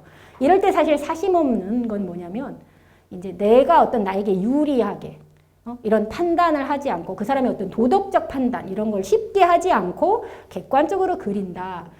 상황 속에서 그럴듯하게 있는 그대로 그려본다는 생각보다 그렇게 복잡한 이야기가 아닌데 그리고 이것이 바로 19세기 소설의 정신입니다. 이 사실주의 정신이에요. 이거는 제임스 이전부터 있었던 건데 제임스 같은 사람이 그림, 그 네덜란드의 초상화, 또 다른 초상화론, 르네상스 초상화 이런 걸 생각해 보면서 이런 식의 이제 이론을 끌어낸 겁니다. 사실주의라는 게 무엇인가. 근데 여기서 이제 제일 중요한 게 당시의 역사로서 중요한 게 사실주의는 프랑스에서 사실 이제 구스타프 플로베르가 발자크도 있었지만 제임스 이전에 굉장히 엄밀하게 우리 그 마치 다빈치 시절에 우리 원근법이 완성된 것처럼 어느 인물이 사회 속에 있는 존재를 엄밀히 그려내는 것 같은 기법을 완성을 이미 했어요. 발작도 있었지만 플로베르가 굉장히 완성을 잘 했는데 제임스가 볼 때는 이게 관찰과 관조 사심없다고 하지만 이게 너무 냉정한 거예요. 그러니까 과학자가 바라보듯 냉정한 관찰자라는 것이 플로베르의 특징이다. 이게 이제 제임스가 지적하는 바입니다. 그래서 자기가 초상화가로서 대상을 대할 때는 과학자가 대상을 대하는 그것이 아니라 사실은 어떤 이 사심 없음에 그거보다는 따뜻한 크게는 너그럽게 보는 정신이 있다라고 본 거예요. 근데 그럼에도 불구하고 아까 말한 것처럼 대상을 보는 예술가로 본다는 것에도 여전히 문제가 남아 있는 거죠. 문제가 남아 있는 겁니다. 그러니까 대상으로 봤을 때 내가 너무나 공감을 할 수도 있는데 이런 경우도 문제고 차갑게 봐도 문제고 어떻게 해야 되는가 이거는 이 문제들이 이제 남아 있는 건데 이때 이제 그 능력을 제임스는 호기심이라는 표현으로 요약을 했습니다. 호기심 이게 이제 제임스만의 그 표현인데요. 그러니까 소설은 작가가 호기심을 가지고 대상을 그리면서 독자의 호기심을 자아내는 것. 그러니까 이 호기심이라는 게 과학자가 대상에 가지는 관찰자로서의 중립성과도 다르고 그런데 공감을 무조건 또 이렇게 해서 대상과 나를 너무 일치시키는 이 공감과도 좀 다르고 이 뭔가 묘한 거 이거로 얘기를 해서 이 작품이 결론은 독자들에게 그녀가 마지막에 어떻게 된 것일까 마지막 이후에 이런 걸 이제 고민하게 나는 하려고 이 소설을 이렇게 썼다 이렇게 답을 얘기를 해줬어요. 그런데 이제 이거를 그래서 우리 작품 그 영화에서 보면 이자벨이 왜 로마로 돌아갔을까 이것에서 보면 여전히 아까 그 공감의 맥락에서 이 그리고 있습니다. 여러분 보시겠지만 가스퍼르 구두드가 여기 찾아와 가지고 강제로 키스를 막 합니다. 여전히 이자벨이 뭐냐면 이 성애적 존재에서 이 두려워하는 거예요. 가스퍼르 구두드가 너무 가까이 오는 거. 소설에도 그런 점이 있다라고 해석하시는 분들도 있는데 어쨌든 소설과의 다른 점은 소설은 아까 말씀드린 것처럼 구두드가 왔을 때 이자벨은 이미 떠나고 없었거든요. 근데 이제 여기서는 있고 굉장히 두려워서 멀리 떠나고 여러분 기억하실지 모르겠지만 막 달려가서 가든 곳에 문을 열고 들어가고자 하는데 문이 잘 안 열려요. 그래서 그 당황한 상태에서 관객들을 향해 가지고 이렇게 보고 그 얼굴이 당황한 얼굴인 상태로 끝나는 게 이 영화 끝이거든요. 그래서 이제 음악 같은 경우도 굉장히 주의해서 우리가 들어야 되는데 이렇게 바로 이제 끝나는데요. 그러니까 왜 로마로 돌아갔을까? 도대체 왜 돌아갔을까? 캠피언의 대답은 돌아갈지 말지 아직 결정을 완전히 한 건 아닌데 굉장히 흔들린 상태, 어찌해야 좋을지 모르는 상태에 내던져진 이저벨이라는 이미지, 아직 그러니까 뒤 흔들려진 것이죠. 이렇게 이제 정리를 하고 끝났는데, 근데 아까 그 소설은 이런 뭐랄까 이 감정에서 흔들리고 우리하고도 공감하고 이런 식으로 그리지를 않았다는 거죠, 사실. 그래서 영화와 달리 아까 말씀드린 것처럼 이조벨은 이미 로마로 떠나고 가던 곳에 없는데 이 부분을 어떻게 해석을 할 것인가가 정말 문제가 되어왔던 거예요. 이게 사실 굉장히 어쨌든 로마로 떠났잖아요. 남편에게 돌아갔잖아요. 이게 이제 굉장히 숭고한 결말이다라는 게 주류적 해석이었어요. 왜냐하면 이자벨이 아까는 오즈본드와 큰 차이가 없는 그런 유미주의적 태도를 가지고 있었기 때문에 오스몬드에게도 넘어갔고 그렇게 돼서 결혼도 했고 했는데 42장을 통해서 반성을 했잖아요. 내가 잘못했다. 그래서 내가 옛날에 잘못 판단했다. 이 반성을 한 것 자체가 진정한 성숙이다. 이때 깨달은 것이 이 대상에 대해서 공감을 한 것이고 이제 그런 장면들이 좀 있습니다. 이게 바로 결혼에 대한 책무감을 느낀 계기가 됐고 그랬기 때문에 모든 진실을 알아도 내가 한 선택에 대해서 충실하기 위해서 다시 돌아간 것이다. 이렇게 해석을 하는 것이 20세기의 주류적 해석이었습니다.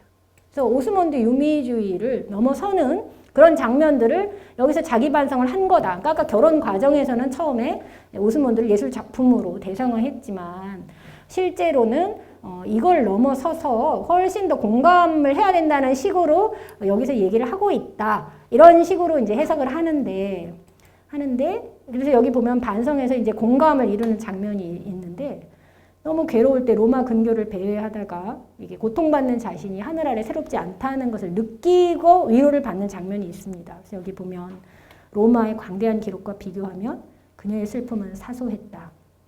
불행한 인간사가 반복된다는 생각이 뇌를 맴돌며 작은 운명에서 큰 운명으로 눈을 돌리게 만들었다. 그녀는 깊이 애틋하게 로마와 친해졌다. 로마는 스며들어 그녀의 열정을 누그러뜨렸다. 하지만 그녀는 로마를 무엇보다도 사람들이 고통받은 곳으로 생각하게 되었다.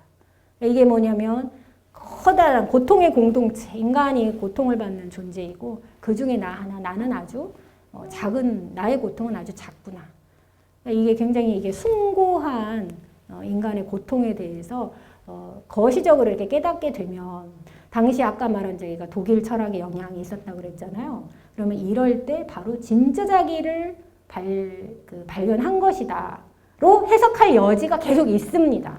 그래서 이게 대상과 공감을 이루는 진정한 미적 인식에 도달하는 것이고 이게 이제 아까 말한 칸트 어프리시에이션을 넘어서서 이제 해겔이 뭐라고 한 거냐면 정신이 발전하다 보면 인간의 자유란 그냥 이렇게 널려진 자유. 그러니까 이자벨이 처음에 생각했던 것처럼 아무것도 없는 사이에 내던져진 것이 진짜 자유가 아니라 이 사회적 규약, 결혼, 뭐 부모 자식 관계 이런 관계 속에서 내가 해야 될 역할을 내가 진짜 선택한 것으로 받아들일 때 이게 진짜 자유다. 이런 얘기를 이제 한 거거든요. 그래서 바로 그런 이유 때문에 그렇게 결론에 도달한 것이고 그래서 이게 공감의 승리다. 사실 우리 캠피언이 말한 종류의 공감은 아직 우리를 뒤흔들어 놓잖아요. 공감으로 했지만 아직 뭔지 잘 모르겠는데 오히려 19세기 당시에는 이 그 제도에 돌아간 것 이거 자체가 굉장히 공감의 승리고 이제 제임스가 그런 것이다라고 생각을 할 수 있고 근데 이제 이거예요. 제가 좀 정말 중요한 문제 제기를 너무 뒤까지 미룬 건데 근데 그러면 제임스가 바로 이 캠피언과는 다르지만 많은 사람들이 이해한 것처럼 이자벨의 진정한 성숙 이것을 소설의 어떤 교훈으로서 공감의 미학 인간이 예술작품을 사랑하고 관찰하고 이거는 일면이고 그 대상을 훨씬 더 하나로 받아들이고 내가 자유로워지는데 그 대상과 공감 세 개가 하나다 말하자면 우리가 제도 속에 하나고 우리 결혼 속에서도 하나고 이런 진정한 자유로 성숙해야 된다 이런 얘기를 하고 있는가라고 했을 때 사실은 맨 마지막 장면이 매우 의문이 든다. 우리가 그래서 읽을 때 이걸 조심해야 된다. 어떻게 보면 제가 이 얘기로 결말을 맺게 되는데 조심해야 된다. 왜냐하면 맨 마지막에 보면 없었다고 그랬잖아요. 이미 이자벨이 소설과는 그 영화와는 달리. 그래서 구두드가 갔는데 헨리에타가 뭐라 그러냐면은 여기 없었다. 없었던 거예요. 그랬더니 그의 눈은 현관 계단에 고정됐다. 부재하는 곳에 눈을 고정했잖아요. 그런데 로마로 떠났다고? 그 말을 더듬었죠. 말을 마무리하지도 눈길을 들지도 않고 뻣뻣하게 고개를 돌렸는데 더 움직이지 못했어요. 그랬더니 헨리에타가 팔을 잡으면서 저기요 구두드 씨 그냥 좀 기다려 보세요. 그러자 구두는 지금 눈을 못 움직였는데 얼굴을 들어 그녀를 보았다. 이러고 그냥 끝이 나는 겁니다. 소설이. 이게 개정판에서는 조금 바꿔요. 이게 왜냐하면 구두드를 애인으로 삼는 거냐? 당시 비평가들이 이게 뭐냐 도대체 하도 비판을 많이 해서 좀 바꾸지만 아까 이제 제가 이제 초판을 중요시해야 된다고 말씀드렸는데 이렇게 갑자기 왜 끝나냐는 거죠. 이게 과연 우리가 말한 숭고함, 아까 성숙, 이걸 찬양하고 로마로 돌아가는 거를 우리가 정말 잘했다. 이 소설의 결과로 자기 자신의 오류를 자신의 일부로 받아들이고 진정하게 책임 있는 행동을 했다라고 볼 수 있는가. 그런 윤리적인 문제를 다뤘기 때문에 아까 말한 그 위대한 전통에서 중요한 소설로 쳤는데 그런 윤리를 보여주고 있는가 했을 때 굉장히 의문스럽다. 결론은 의문스럽다. 그래서 캠피언의 상상력도 발휘가 가능했지만 캠피언의 상상력은 우리가 여기서 가지는 의문하고 별로 그렇게 답을 주는 것 같지는 않다. 굉장히 열린 결말이다. 이 말씀이 사실은 핵심이고요. 그러니까 읽어봐야 된다. 그런데 이제 제가 해드릴 수 있는 말씀드릴 수 있는 결론은 결국은 초상이라는 것 자체가 아까 관찰해서 쓰고 남아서서 공간까지 해야 되나 이런 문제를 생각하게 하는 건데 이게 굉장히 도전적인 거다. 글을 쓰는 행위 자체가 우리가 그 대상을 바라보는 거, 타인을 잘 관심을 가지고 바라보는 것 자체가 사실은 굉장히 도전적이고 그 대상을 공감해서 더 잘 안다고 하기도 좀 어렵다. 소설가에서 그냥 시야에서 사라져버린 거다. 이자벨이 여기에서. 사라져버리는 게 어떤 효과냐? 소설가 자신이 자신을 돌아다보게 하고 독자 자신을 돌아다보게 하는 거다. 왜냐하면 아까 시야가 우리가 구두드의 시야로 헨리에타를 보고 그래서 다른 데를 보다가 지금 이자벨은 없거든요. 헨리에타가 나를 바라보는 눈을 바라보고 끝났어요. 그러면 이 헨리에타의 눈에 내가 되비춰지는 것에서 끝나는 거잖아요. 그러니까 어떻게 보면 이때 이제 나중에 사진이 이미 있었고 영화가 나오고 그래서 현대적인 그런 그 거울 사진으로 얘기를 했으면 어떻게 보면 더 다른 이야기도 할 수 있지 않을까? 근데 이런 얘기들이 있습니다. 단편에. 그런데 초상이라고 해서 약간 고전적이긴 하지만 초상이 아까 제가 이제 이 독자들의 그러니까 반성을 요청하는 건데 소설에 아까 그 화자 자리에 이제 작가 독자가 함께 서 있는 거죠. 이게 이제 이겁니다. 제가 맨 처음에 몇 번 보여줬던 이 초상의 의미가 초상을 이렇게 보면 어떻습니까? 그러니까 우리가 이렇게 들여다보면 이 여인의 삶에 관심을 가지고 이렇게 보는데 공감을 가질 수도 있고 이런 여인의 이야기야. 이게 이제 브론치노 르네상스 시절의 그 귀부인으로 우리가 생각할 수 있고 우피치 미술관에 이 그림이 있습니다. 제목이 루크레치아 판차티키 초상인데 이게 이제 제임스가 비둘기 날개라고 지금 그 이자벨 같은 젊은 미국 여성이 굉장히 유산을 많이 받고 영국에 왔어요. 네, 뭐냐면 곧 시한부 인생이라는 걸 알게 된 상황에서 이 그림을 이탈리아에 가서 이제 보는 장면이 있는데 이게 크게는 이제 여인의 초상을 후편을 쓴 거다 이렇게 우리가 볼 수 있어요. 그래서 앞부분 처리하고는 다르지만 이걸 우리가 보면 이 그녀가 우리를 마주 보는 거잖아요. 그러면 내 삶을 읽어달라고 하는 것인지 아닌 것인지 실초상을 보면 관심이 가지만 우리가 다 알 수 있는지 아닌지 이 자체에 대해서 굉장한 의문을 가지도록 이 초상이 만듭니다. 그래서 이제 이 초상화 자체를 언급함으로써 나중 후기작에서는 그 부분을 좀 더 명확하게 했지만 당시에 처리한 방식은 그래서 이 주인공이 화면에서 사라지고 제임스가 말한 초상이라고 하는 것은 우리가 우리 자신을 돌아보는 것, 우리가 대상을 바라보는 방식을 재검토해 볼 것. 그러니까 공감과는 상당히 거리가 있죠. 처음에도 호기심을 가지고 지적으로 바라보고 그런데 대상이 도전적으로 우리에게 다시 되돌아보고 우리 자신이 멈춰서서 네가 나를 그렇게 잘 알아 라고까지 도전해보는 이런 모습이 있다는 것을 상기시켜준다. 그래서 마지막에 결혼했다, 돌아갔다 이게 정말 만족하고 돌아갔다라기보다는 독자의 시야에서 사라져버린 이자벨, 특히 지금 잡지에 연재하다가 갑자기 멈췄잖아요. 마치 그 다음 이야기가 더 있을 수 있는데 이제 여기서 그만이니까 더 따라오지 말아라. 내 이야기를 더 따라오지 마. 구두드가 따라온 것처럼 아주 집요하게 따라다니잖아요. 나를 따라오지 마라. 이자벨이 그렇게 얘기하고 있어서 그거를 들은 제임스가 이제 우리에게 보여주는 처리 방식이 이 초상의 작가가 그 대상을 그리는 면밀한 연구로서 초상이 마지막 결론이 아니었나. 그래서 이 초상의 이미지를 이미지화하면 사실은 헨리 제임스가 보여준 여인의 초상은 결말이 이 모습이다. 이 모습이다. 굉장히 당황스러운 결론이고 이 뭐지? 우리가 이렇게 생각을 해야 되는 것이지 이 여인의 운명에 대해서 이 여인이 정말 성숙을 했구나. 우리 동감해. 이렇게 결론을 내리면 곤란하다.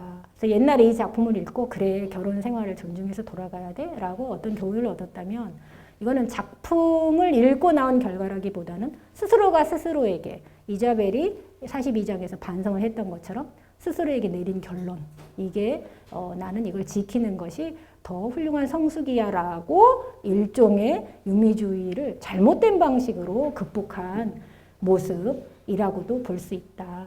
그래서 이제 공감이 우리가 생각할 때 캠피언이 얘기하는 공감 상대를 공감해서 뭔가를 알고 열리는 세계에 대해서 이렇게 낙관적으로 보기보다 이런 굉장히 어려운 부분, 어두운 부분이 있다. 초상이라고 하는 곳에.